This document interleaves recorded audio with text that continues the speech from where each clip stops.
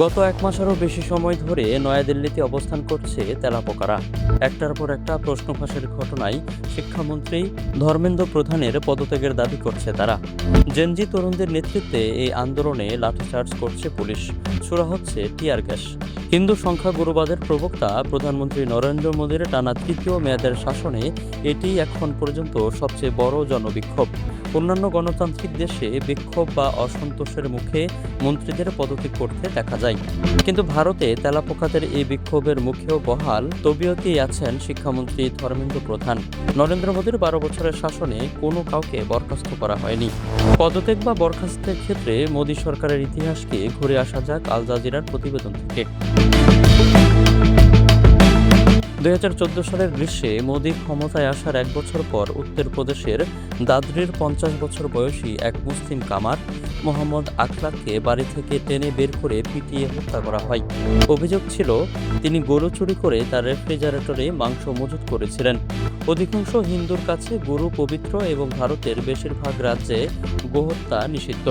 2015 সালের 16 সেপ্টেম্বর রাতে উত্তরপ্রদেশের শিল্প এলাকা দাদরির বিশ্বাসটা গ্রামে আখলাকের এই হত্যাকাণ্ড ছিল হিন্দু উগ্রবাদীদের হাতে গো সংক্রান্ত গণপিটুনির প্রথম ঘটনা, যা পরবর্তীতে দেশজুড়ে তীব্র প্রতিবাদের জন্ম দেয়। তবে তখনকার সংস্কৃতি ও পর্যটন মন্ত্রী মহেশ শর্মা, যার সংসদীয় আসন গৌতম বুদ্ধ নগরের অধীনেই দাদরি পড়ে, এই হত্যাকাণ্ডকে স্রেফ একটি দুর্ঘটনা বলে অবহিত করেন। এর প্রতিবাদে মুসলিম সংগঠন ও বিরোধী দলগুলো তার পদত্যাগের দাবি তোলে, কিন্তু তিনি পদত্যাগ করতে অস্বীকৃতি জানান এবং মোদীর মন্ত্রিসভায় বহাল থাকেন।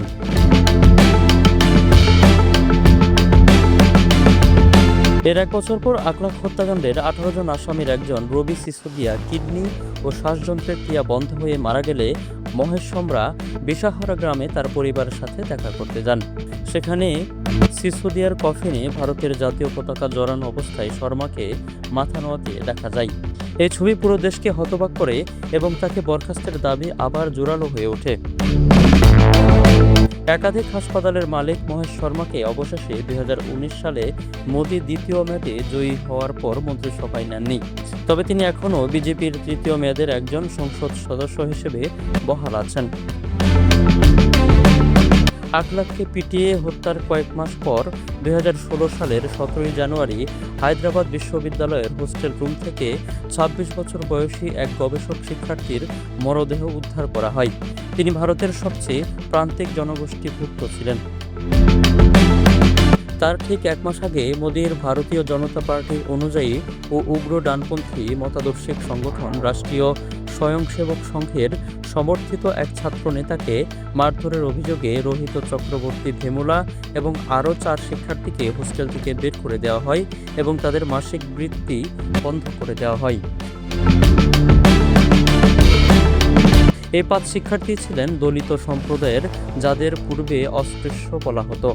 ভারতের বর্ণপ্রথার সর্বনিম্নে অবস্থান করায় শতাব্দীর পর শতাব্দী ধরে উচ্চবর্ণের বৈষম্য ও নির্যাতনের শিকার হয়ে আসছে এই জনগোষ্ঠী।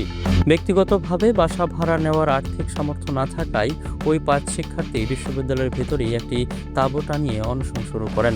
তারা অভিযোগ তোলেন তৎকালীন কেন্দ্রীয় মন্ত্রী স্মৃতি ইরানি ও বান্দারু দত্তাত্রেয়ের একের পর এক চিঠির প্রভাবেই বিশ্ববিদ্যালয় প্রশাসন তাদের হোস্টেল থেকে বহিষ্কারের সিদ্ধান্ত নিয়েছে।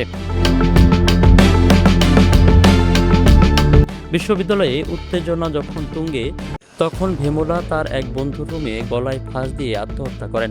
তিনি একটি সুইসাইড নোট রেখে যান, যা দেশজুড়ে ছাত্র বিক্ষোভকে উস্কে দেয় এবং ইরানি ও দত্তাত্রেয়ের পদত্যাগের দাবি তোলে। সাবেক টিভি অভিনেত্রী স্মৃতি ইরানি সংসদে ভেমুলার মৃত্যুর কারণ নিয়ে মিথ্যা তথ্য দেওয়া এবং বিশ্ববিদ্যালয় প্রশাসনকে সাফাই দেওয়ার অভিযোগে সবচেয়ে বেশি ক্ষোভের মুখে পড়েন, কিন্তু তারপরও 2 জন মন্ত্রী মোদীর মন্ত্রিসভায় বহাল থাকেন। 2016 সালের জুলাইয়ে স্মৃতি ইরানিকে বস্ত্র মন্ত্রণালয়ে সরিয়ে নেওয়া হয় এবং পরের বছর তাকে অত্যন্ত গুরুত্বপূর্ণ তথ্য ও সম্প্রচার মন্ত্রণালয়ের দায়িত্ব দেওয়া হয়। অন্যদিকে 2017 সালের সেপ্টেম্বরে দত্তাত্রেয় শ্রমমন্ত্রীর পদ থেকে পদত্যাগ করলেও পরবর্তীতে 2019 সালে হিমাচল প্রদেশ এবং 2021 সালে হরিয়ানা রাজ্যের রাজ্যপাল হিসেবে তাকে পুরস্কৃত করা হয়।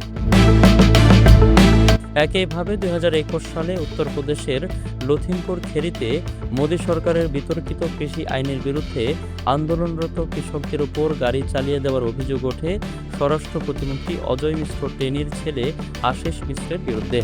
এতে 4 জন কৃষক ও 1 জন সাংবাদিক নিহত হন।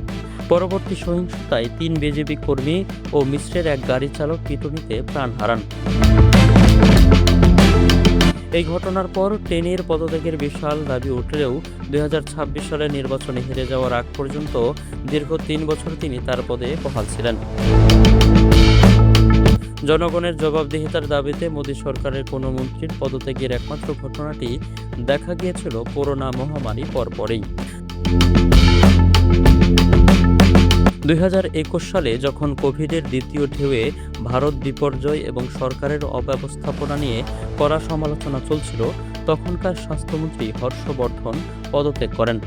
এরপর 2024 সালের সাধারণ নির্বাচনে বিজেপি তাকে প্রার্থী না করায় তিনি সক্রিয় রাজনীতি থেকে অবসর নেন। এখন কি তাহলে শিক্ষামন্ত্রী ধর্মেন্দ্র প্রধান পদত্যাগ করবেন, নাকি তাকে বরখাস্ত করা হবে? এ প্রশ্নের সহজ জবাব কি হতে পারে?